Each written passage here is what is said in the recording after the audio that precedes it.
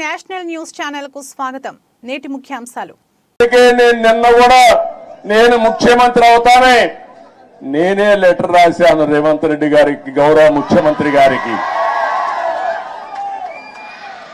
రెండు రాష్ట్రాల మధ్య కొన్ని సమస్యలు ఉన్నాయి, ఈ సమస్యల్ని పరిష్కారం చేద్దాం, నేను వచ్చి మిమ్మల్ని కలుస్తానని నేనే చొరవ తీసుకున్నాను.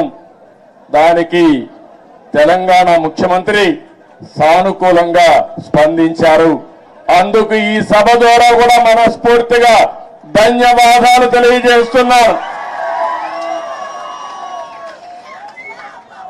తెలుగు జాతి ఒకటి, అన్నదమ్ములు విడిపోతాం, విడిపోతే చిన్న చిన్న సమస్యలు వస్తాయి, భావోద్వేగాలు ఉంటాయి, కానీ అది శాశ్వతంగా ఉండకూడదు. ఎప్పుడైనా అన్నదమ్ములు విడిపోయినా బయట వాళ్ళు మన మీదకి వస్తే మన ఇద్దరం ఒకటేనని చెప్పి నిరూపిస్తామనా కాదా అని మిమ్మల్ని అడుగుతున్నా. ఆ ఐకమత్యం ఇక్కడ ఉండాల్సిన అవసరం ఉంది. మన జాతి ఒకటి, తెలుగు జాతి, మనం మాట్లాడే భాష ఒకటి, తెలుగు భాష. భాషను కాపాడుకోవాలి, జాతి ప్రయోజనాలు పరిరక్షించుకోవాలి, రెండు రాష్ట్రాలు కూడా బాగుపడాలి, ముందుకెళ్ళాలి. అదే తెలుగుదేశం పార్టీ ధ్యేయం కూడా అవునా కాదా మీరే ఆలోచించుకోవాల్సిన అవసరం ఉంది. ఇంకొక పక్కన మీరు ఒకసారి చూస్తే రెండు రాష్ట్రాలు విడిపోయిన తర్వాత, అన్నాదమ్ములు విడిపోయిన తర్వాత ఎవరి కుంపటి వాళ్ళదే.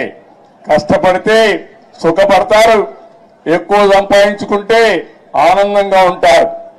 అయితే అదే సమయంలో ఏదైనా కలిసి పనిచేస్తే ఒక న్యూ ఎనర్జీ కూడా వస్తుంది.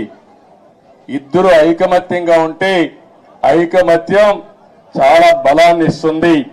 ఒకప్పుడు 42 మంది ఎంపీలు ఉండేవాళ్ళు ఆంధ్ర రాష్ట్రంలో, దగ్గర ఒక 18 మందో 16 మందో రాజ్యసభ మెంబర్లు ఉండేవారు. ఇప్పుడు రెండు రాష్ట్రాలు విడిపోయిన తర్వాత తగ్గిపోయినాయి. కానీ ఏ సమస్య వచ్చినా నేను ఒకటే చెప్తున్నాను, నాకు ఆంధ్రప్రదేశ్ అని తెలంగాణ కాకుండా రెండు రాష్ట్రాల ప్రయోజనాలు, తెలుగు జాతి ప్రయోజనాలు కాపాడడానికి ముందరుంటాను. కొంతమంది ఆలోచిస్తున్నారు గొడవలు పెట్టుకుంటే సమస్యల పరిష్కారం అవుతాయని. గొడవలు పెట్టుకుంటే నీళ్లు రావు, సమస్యల పరిష్కారం కావు, అభివృద్ధి జరగదు, దానివల్ల లాభం కంటే ఎక్కువ నష్టం వస్తుంది. ఆ విధంగా కాకుండా ఎక్కడికక్కడ సానుకూలంగా చర్చల ద్వారా ఏదైనా సమస్యలుంటే పరిష్కారం చేసుకుని ముందుకు పోవడంలో రెండు రాష్ట్రాలు కూడా ముందుకు పోవాల్సిన అవసరం ఉంది.